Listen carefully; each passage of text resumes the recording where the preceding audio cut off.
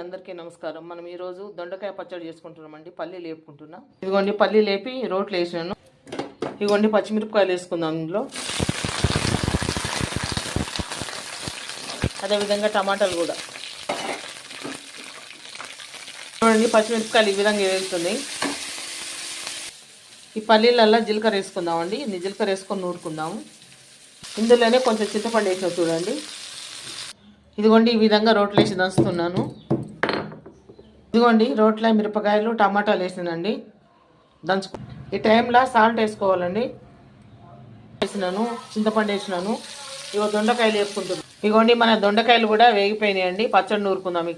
ఇక్కడ పచ్చడి నూరినాను. ఇది మన ఉల్లిగడ్డ సారీ మన పచ్చిమిరపకాయలు టమాటాలు నూరినండి. దొండకాయలు వేసేసిన నూరుకుందాం. ఇదిగోండి ఈ విధంగా మెదిగింది. ఎల్లుల్లిపాయలు వేసుకొని నూరుకుందాం. తాలింపు గింజలు